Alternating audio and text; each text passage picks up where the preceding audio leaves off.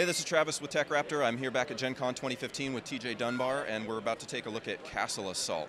TJ, explain Castle Assault to us, please. Castle Assault is a battle card game. So one or two players face off in essentially tower defense meets kind of a strategic card battle game. It's for one or two players and plays in about 30 minutes.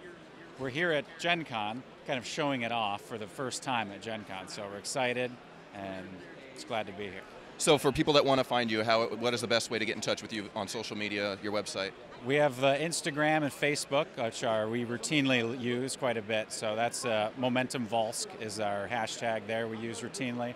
And then on Facebook, it's Castle Assault. We also have our website, www.momentumvolsk.com. That is where we have some of the pre-sale for folks that are interested, that didn't catch us during the Kickstarter, could still go on to that website, and then there, use that as an opportunity to get a copy. All right, we're joined by Pearson now. He's actually the art director of Castle Assault, and he's going to explain the awesome fantasy art and how it ties into the theme of the game. Yeah, absolutely. What was, I think, the inspiration for us for a lot of the art and a lot of the style of the game is that we wanted to make sure that our game felt very original. All of our decks play so dramatically different, and we really wanted not just the play style to be thematically different, we wanted the art style to be thematically different. So in fact, each deck features its own unique art style that we feel like really captures kind of what we're going for with the deck theme. And to kind of elaborate on that, it's the Undead deck is very dark and kind of dank kind of feeling.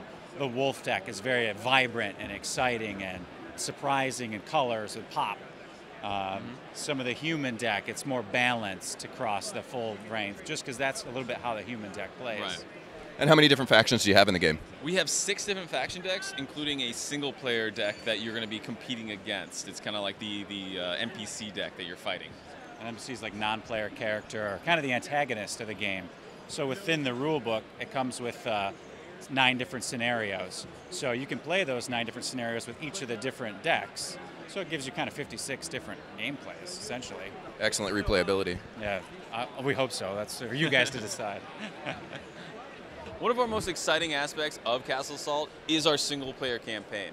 What's compelling about it for me is that if you're like me and have 0 friends, what's awesome is that you get to play this game by yourself whenever you have that kind of free time to just have 30 minutes of fun. What's exciting about it is, in addition to the single-player campaign, we have these cards over here called our hero cards. Now, these cards represent you as a character in the game. And as you play through the single-player campaign and defeat missions and win through quests, you're going to gain experience points. Now, you're going to use those experience points to actually level up your hero over the course of the campaign. And as you level up, you'll gain different abilities, new equipment and items to slot into your character so that it becomes more and more powerful as the campaign progresses. Now at the very end of our campaign, we wanted to give it that feeling of that epic boss battle, that epic struggle that, you know, finally after winning all these competitions, after winning through all these separate campaigns and quests, that you're finally going to versus the main antagonist. And so right here is our main boss of the single-player campaign, and it's so big and powerful. It literally spans the entire game board, and huge stats, huge numbers, and you really get that sense that you're up against a ginormous monstrosity, and that you have to throw everything you have at it, use all the tips and tactics and tricks you learned over the course of all your quests and all your special abilities and powers just to survive and defeat that epic boss. All right, so here at the Castle Assault battlefield, you'll notice there's 2 castles on either side of the game board. Each start with 10 health. The goal is for you to play your cards into your castle. They're going to physically transverse the game board to destroy your opponent by bringing them from their starting 10 to 0 health. So generally this is for a 2-player variety here. We'll get you guys shuffling and then draw 5 cards off the top. I'm going to let Pearson here describe some of it, and I'll be over your shoulder. That way you stand a chance. I mean, you got this. Hey now. So TJ's 100% right. The whole name of the game, Castle Assault, believe it or not, we're going to be assaulting one another's castles. And then how we do it is by summoning units from our castle and marching them down the field, barreling right at each other's castle. I'm going to show you a example unit right here. This is from the Undead deck. Now, here are the stats listed on the side. So you have your movement value, attack value, defense value, health value, and the cost associated with summoning that card will be listed here. Any special abilities that card will have will be listed in the text area, so there won't be any real need to go and look at the rulebook constantly as you play, which we find slows down play way too much. All right. Normally we'd roll to see who goes first. I'm going to go first for demonstration purposes. Now, all the rules, like I said, are for the most part written on the cards and the board itself, so you can just have your little cheat sheet here and it'll tell you exactly what you need to do. So start a turn, you're going to go through phases, steps 1 through 5 in order. So first things first, I'm going to roll some momentum. Awesome, I got a 3, so I'm going to move this momentum meter 3 spaces in my direction. Now I'm going to ready my resources, which at the moment are none, so I'm going to draw a card. There's no start turn effects and no units to move, so now I'm going to go into my open phase. So during my open phase, I can choose any one of these kind of commands in any order that I'd like. So I'm going to choose to take one card from my hand, and I'm going to turn it into a resource. All right, I can do this once a turn. So I'm going to take my Canis, this, and now it's officially always going to be a resource for the rest of the game. So there is some sort of tactical advantage of picking out cards that you think would work well or won't work or aren't going to work for your strategy at the moment. So I'm going to then use that resource to summon a Wolfhound into one of my castle areas. Okay. Now, unfortunately, I have no more commands, so that's going to end my turn. And now we're going to flip it over to you. First thing you do is roll momentum. So I roll momentum. Yep. March that one spot towards you. Draw a card. And now you've got, and as a minor handicap, you can place 2 cards face down on your very first turn. Okay. I recommend that shift card. Let's put that face down. So this is my resource now. In-game resource, correct. And we can throw away this guy here. And so let's play this, we'll play this Youngblood into your castle area, right in the center, just so you can see what happens. And this is the resource cost here? Exactly correct. Okay. Now, generally the goal is to assault the castle and destroy the castle. However, in this instance, we'll just show off a little bit of the battlefield activity. Nobody can do anything the turn they enter, and play passes. So are my resources tapped, or are they now spent and gone? They are spent, but they will return to you at the start of your very first turn. So okay. Correct. All right. Exhausted. So same deal. Okay, so. Yep, totally. So I'm going to roll my momentum. Boom, got that momentum leader all the way in my favor. Obviously, I'm a very charismatic leader. Ready my resources. So now my resources refresh, which allow me to use them one more. I'm going to draw a card. There are no start turn effects, and now my unit will automatically move its printed movement value of 1. Now I'm in my open phase, okay? So now because I have a unit in my open phase, I can actually choose to take an action with my unit. I can choose any one of these actions: charge, usability, attack, or do nothing. All right. So this particular guy gets bonuses when charging, so I'm going to do just that. All right. In order to make a charge, which is the main kind of movement mechanic in Castle Assault, you declare your unit, it's charging, and now I'm going to roll a die to see how far it charges. 1, 2, 3, 4 spaces. All right.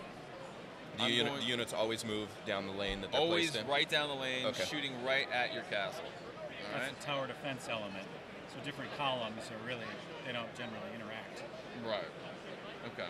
I am going to place another resource down, and I'm going to use it to summon a Wolf Striker. Now, Wolf Strikers have this awesome ability called Haste, which instead of waiting a turn for it to be used, I can use it immediately. So same deal, I'm going to choose him, and I'm going to declare a charge, and he's going to move 2 spots down the field. All right, now it's your turn. So start by rolling the momentum. All right. March that 3 spots towards you. So this means that he loses the bonus he had for having Correct. momentum over here. And draw a card. And now all of your units are forced to move forward down the battlefield. They're printed So move down. he's going to move 1 Exactly space right. forward. So now it starts your open phase. So I would say, just to show off a little bit of battle, this guy can do 2 things: do nothing or charge. Let's charge. Okay, so I roll a die to see how far he charges. 6. So you're going to move forward 1, 2, and because that's Boom. more spaces than existed, you power into that guy Okay. with a +1 attack bonus. So instead of just walking up, finishing your Danish, and then pulling out your sword, you slam into him. So you're going for +1, throwing a 4, minus his armor of 0 is 4 damage, the Wolfhound is destroyed. Before the Wolfhound goes down, he's going to swing for his attack. Unfortunately for him, it's a 0. 0 minus 0, no damage. You survive. Now, spoils of victory are you actually get to draw a card for that. Excellent. So now you're up a card. And it's still your turn. You have 2 ready resources. I have 2 ready resources here. So I would say let's throw Dissipate as a resource. So now you have 3.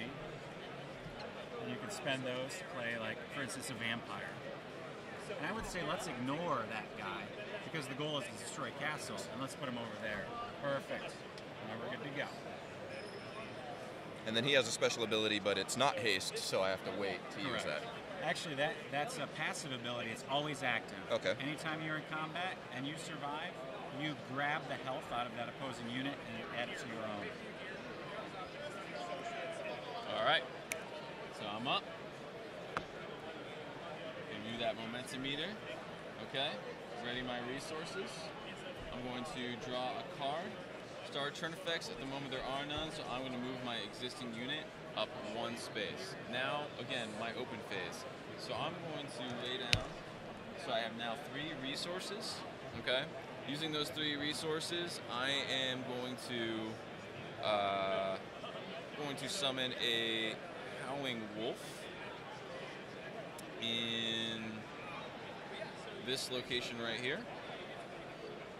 And now I'm going to charge with my Wolf Striker for another 2. And that looks like that's going to end the turn for me. Okay, so I roll momentum. Got it. Comes 5 spaces towards me. I ready my resources. Got it. I draw a card. And now all your units move forward their printed movement value. So he goes up 1. And am I able to choose which order they move in? The furthest ahead moves first. Okay. This guy comes up 2. And now I move into my open phase, correct? Start to do anything in any order. Let's charge with that Youngblood to see if we can damage his castle. Okay, I'll charge here. That's excellent. That's Huge. So 1, 2, 3, 4. So he's going to land right at the castle I'm sorry. wall. You haven't destroyed his castle yet. Okay. But nearly. Well. So you plow in for that +1 attack bonus.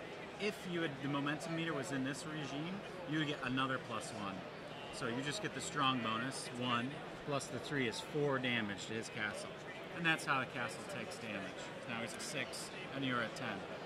Still your turn, so you could do something with the vampire there. He could charge as well. And I think I'll do that anyway. I'm bloodthirsty. Well, it sounds like maybe not that thirsty. Maybe he's just thirsty. So now I have my 3 resources. I could pitch a card. Correct. So I like the name of this guy. So I'm going to pitch a resource, and I'm going to bring out my Sanguine Dragon. Yep. Nice. That guy looks like trouble. Yeah, he definitely looks like a badass. So. All right. And then that's it for my turn. So I noticed he's quaking in his boots, so I'm okay with him going. So my unit here, does it stay at permanently? Okay. Until he does something about it. And it'll continue to attack his. Correct. All right. All right. So same deal. I'm gonna roll my momentum. 1, 2, 3, 4. All right. Ready my resources. Draw a card. Start turn effects. Now I'm gonna move my units. And now it is my open phase. So I am going to. All right.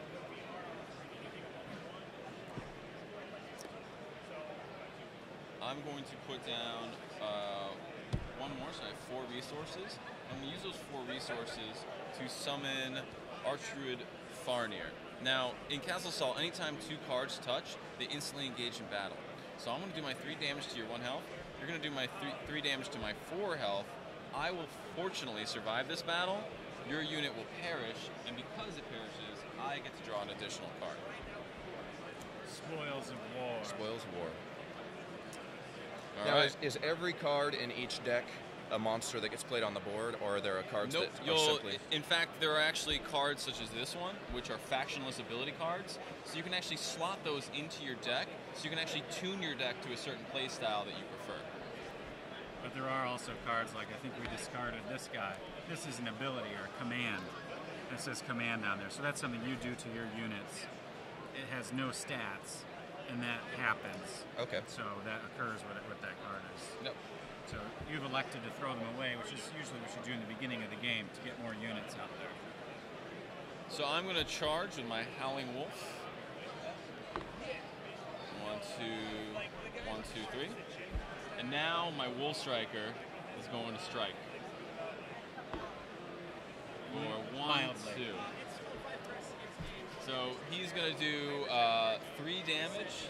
Does he get the bonus? No. Nope, because he didn't roll too much. So he's going to do 3 damage to your castle. So you only get this bonus if you roll over... Over the amount that I needed to reach your castle. Ah, I got it. So I take 3 damage. All right, that's going to end my turn. All right, so I'm going to roll my momentum. Do you want to show like an advanced? So now that Yeah, you've we got can- we this can, mechanic, let's show the depth. Like, let's set up the game board with some ridiculous stuff. Like, Well, actually, I have a couple of ridiculous plays. all right. Oh, let's Okay. rock. I was waiting for Let's it. see what happens. Okay, so I'll play out my turn not knowing the ridiculousness. knowing the- So 1, 2, 3, 4, 5, 6. So the momentum is now in my favor. I think I've got it in the bag. I ready my resources. I draw a card. I move my units. And he stops, and now they go into battle. Now, because he has a 2, he's only 1 space away, you do gain that +1 bonus. Okay. Anytime you do more movement, you slam into them and get that +1. So you're doing 4. 4 minus 0 is 4 damage, and this guy has 2 health left, permanently marked on the unit. This guy will reply for 4, just get you. And that So just kills me. vampire's toast. Whereas if my vampire had been down damage at all, it would have drained some of that health and come back. If your vampire had 5 health, it would have survived, and then Yeah, okay. then it would have only activated if you destroyed the opposing Got it. unit. So Oh, it would have okay. never activated in that instance. Well, I get to You draw get an your additional spoils of war. card because I defeated your unit.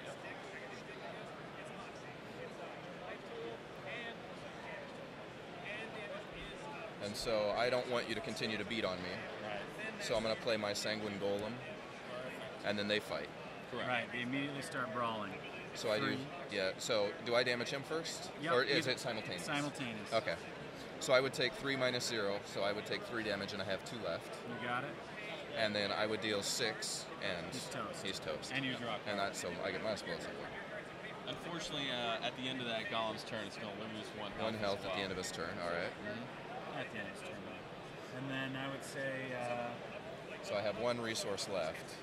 put the Hemo Goblin away. Like, let's just get more We don't- resources so you okay. can do more nasty stuff. So I can't do anything here. So I can take an action here, correct? That. Even though it's Yep. already moved. So Yep. I could charge with it. Correct. And so I'm really hoping for... Not quite. At the end of the dragon's turn, he does lose a health, so he's down as well. Okay. He does lose a health the very first turn, too. He Got it. failed to catch that. And this guy's down to 1, and then that ends your turn, and Pearson, you're up. Okay. So I am going to Start with the old momentum, brother. Yep. Roll that momentum. 1, 2, 3, 4, 5, 6. Let's see here. Ready my resources. I'm going to draw an additional card.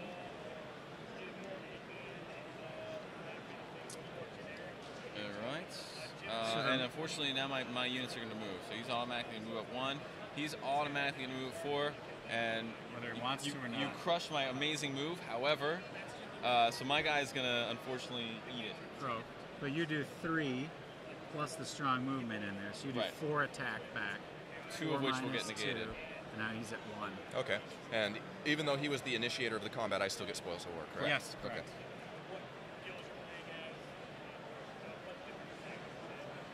All right. Now I am going to charge with my Howling Wolf. So he's got 4 attack. So if he rolls a 4 or above, he's going to do 5 damage. Right? Doesn't quite make it. Think about it. All right. Let's see here. I'm gonna tap 2 to break out a Madness Invoker, and So that's a good play because he's just using fodder. you'll enter, you'll try to attack him, and actually I think, I'm not sure what his strategy is, because you would just eat his guy, and then you could attack. I'll tap another 3 to break out Lucros over here. And that's going to end my turn. So Pearson, that dragon's going to go in there, he's going to eat your guy. Yep. And then on his open phase, he can still swing for 7. And you have less than 7 health. Yeah, there you go. Right. So do you want to jump to like more advanced game? Yeah, we'll show you. Like, so right now we've been zinging characters at each other, literally. So let's compile a few into like some like nice strategy. So for instance, the play I was going to make earlier. Get a ranged barrage. Just do it right now. And I'll sneak one in together. So we'll explain a little about range, and then one of the cool aspects of the werewolf deck.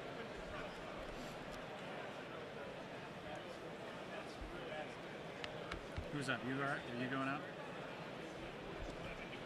We can just do a jump cut to whatever you guys want to show here. So yeah, that's it. That was sort of figured this like. So just whenever we come back, just say. And so now we've set up. Yeah.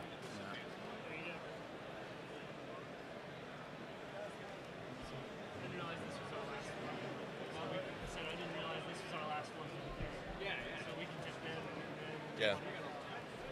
Let's see what you got in your hand. Oh, I like that. So we've played a few hands here. The tide swung back and forth, which it's apt to do. But what's of value of noting here is there's a lot of different plays here. We've got some large kind of tank units out front, supported with some ranged units from behind. In ranged units, you can shoot over friendly or opposing units. Looks like we're getting ready for some epic battles after some sneakiness was laid out here, and Pearson managed to sneak a guy behind our team, so that's not very nice of him, but it is his open phase now, and you can start your turn where you left off. So the vampires fought a good fight. They were definitely devastating me for a while. As you can see, my castle health is barely there. But fortunately, I feel like my werewolves and their ability to kind of sneak attack might save me for this one. So fortunately, one of the coolest qualities about the werewolf deck is that they're kind of they're a very fast pincer attack kind of group. And what's cool about them is they can also forward summon, which really makes them kind of unique in the world of Castle Assault. Now, fortunately, I was able to sneak Archdruid Farnir very, very close. And you have, unfortunately, no one defending your castle area, which is obviously the way I like it. So I'm going to use his special ability, which is Howl, which allows me, instead of summoning cards from my hand, I get to summon a card from my deck. Now this is where it gets really cool, because I don't just want to summon any card from my deck. There's one card in particular I'm very interested in pulling out. Now that's valuable to think about, because, oh wow, you can like deck search. However, later in the beginning of the game, you want to take that guy out for just that reason. But near the end of the game, well, you're not as worried about it because you may only have 8 or 9 cards. At the end of Castle Assault, if you run out of cards, you don't immediately lose. You also do not reshuffle. So you become more defensive as you see the decks get lower. So now I'm going to summon my Lord card. Now, what Lord cards are they're incredibly powerful units, but you're only allowed to have one of them on your side of the field at any one time. They're just that badass. So I've summoned the Werewolf Lord Dunbar, and he also has haste. So now I can actually use him this turn. So I'm going to choose to charge with him, and he's going to crush into your castle for 5 damage. Take 5 damage there. Oh, that wasn't very nice. All right. In addition, I also have my Howling Wolf available. So if everything goes according to plan, which it totally doesn't, as is usual. And I'm also going to take a pot shot with Lucos here. He's going to shoot for 5. He's going to shoot Ashriel. So he has that 1 defense. So 5 minus the 1 is 4 damage. So Ashriel's permanently at 1 health left. All right. And let's see here.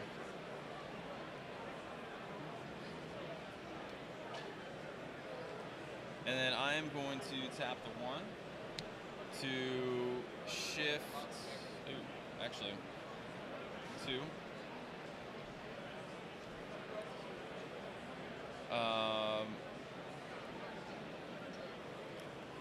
I'm sorry, I'm going to shift 1 so I can move Lukos into that area right over there. Then I'm going to tap another 3 more. So he's using those neutral abilities. To summon a Wolfery, which also has haste. It is not my day today. Oh, and falls short. It is not my day. That's all right.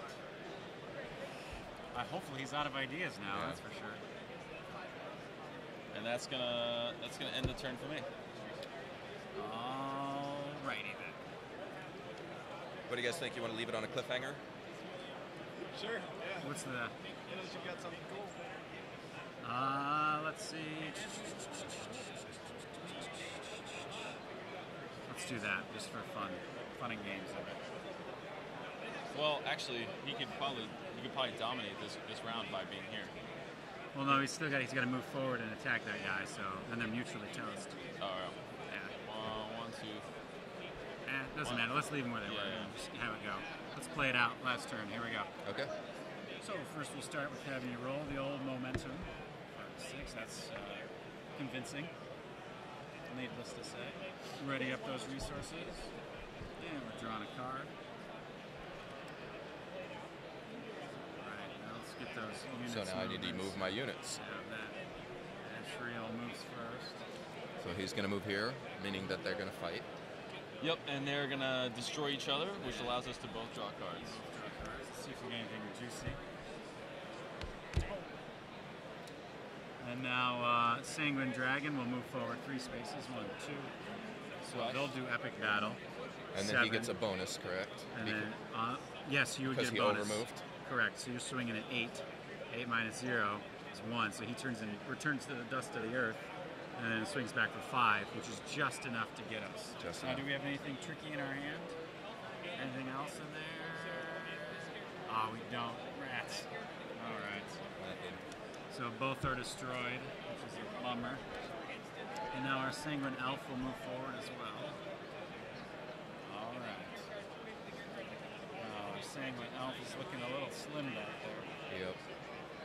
But I'm going to see if I can charge into his castle and maybe snatch Let's give it a victory from try. the jaws of defeat 4 or here. more, you win the game.